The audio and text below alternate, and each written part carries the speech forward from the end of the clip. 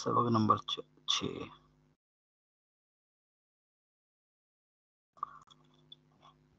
یہاں پر فعل کی مختلف اقسام بیان کی جا رہی ہیں مختلف اعتبار سے۔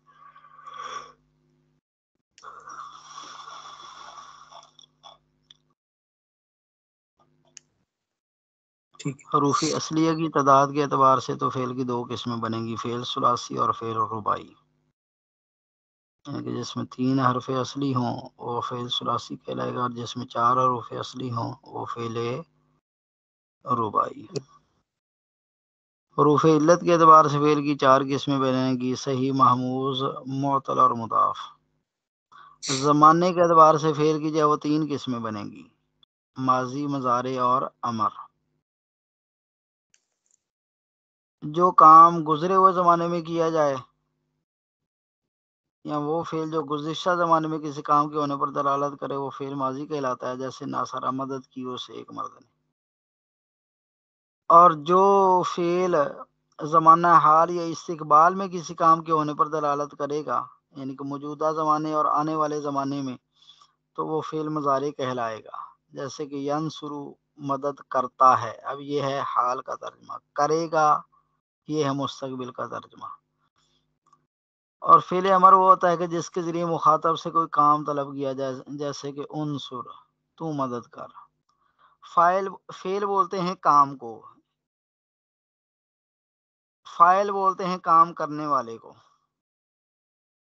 اور مفعول بولتے ہیں جس پر کام ہو رہا ہے۔ اس وقت میں اور آپ پڑھ رہے ہیں نا، تو پڑھنا ہے ہمارا فعل، اور پڑھ رہے ہیں تو ہم ہیں فاعل، اور پڑھ کس کو رہے ہیں، نصاب الصرف کو، تو یہ ہے مفعول۔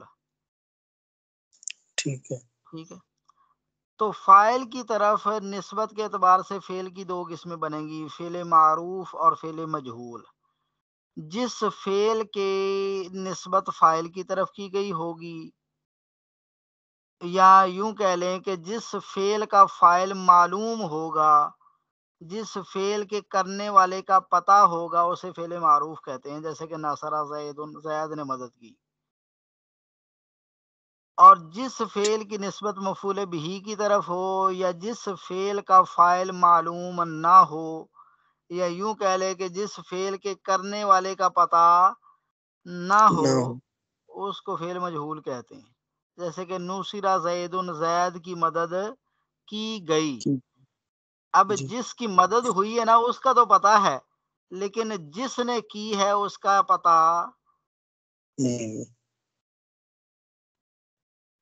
تو اب مدد ہوئی کس کی ہے، زید کی، تو اب زید کی طرف فعل کی نسبت کر دی گئی ہے، یعنی کہ جس کی مدد ہوئی ہے اس کی طرف فعل کی نسبت کر دی گئی ہے، تو یہ فعل مجہول ہے۔